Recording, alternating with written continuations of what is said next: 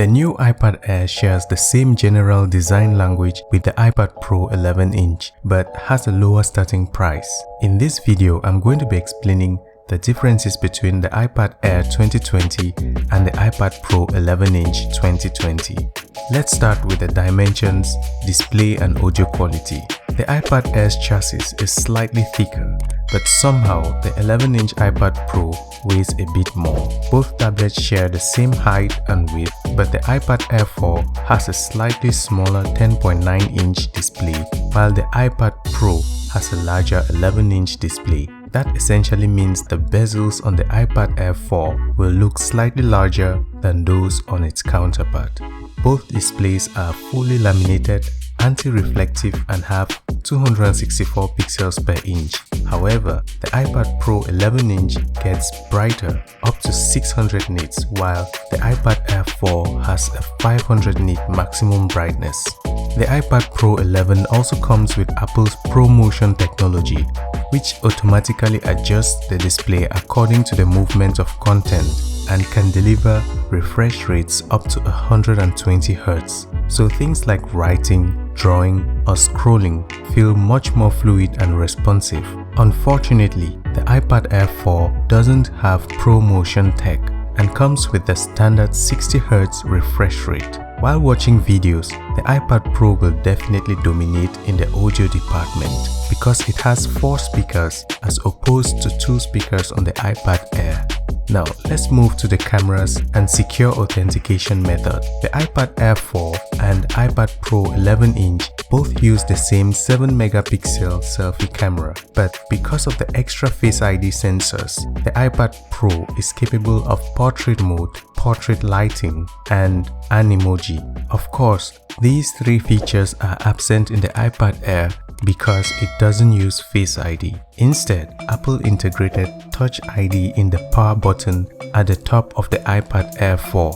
On the back, they both have the same 12-megapixel primary camera with f1.8 aperture and capable of recording 4K videos at up to 60 frames per second and 1080p slow motion at 240 fps. But while the iPad Air has a single lens, the 11-inch iPad Pro on the other hand has an extra 10-megapixel ultra-wide lens and a LiDAR scanner.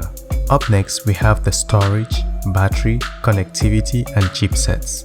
The iPad Air 4 comes with a base storage of 64GB and maxes out at 256GB, but Pros need a lot more storage than that. So the iPad Pro has a base storage of 128GB and can be configured up to a maximum of 1TB. They both have a USB-C port, but only the iPad Pro supports reversed wired charging. That means that you can use the iPad Pro to charge other smaller gadgets. The iPad Air 4, on the other hand, doesn't have that feature.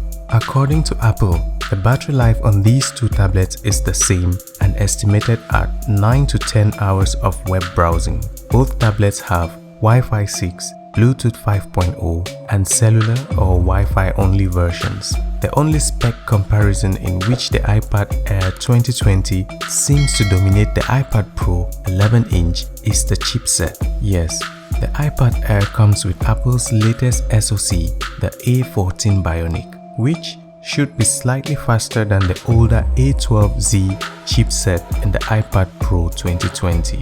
And finally, the finish, accessories and pricing. iPad Air 4 comes in 5 different colors: space gray, silver, rose gold, green and blue, while the iPad Pro 11 is only available in either space gray or silver. Both tablets are compatible with the 2nd generation Apple Pencil and Apple's Magic Keyboard. The starting price for the iPad Air 4 is $599 US. If you prefer the 11-inch iPad Pro, it starts at $799 US. Thanks for watching. Don't forget to subscribe and leave a like. It's been Nebaa.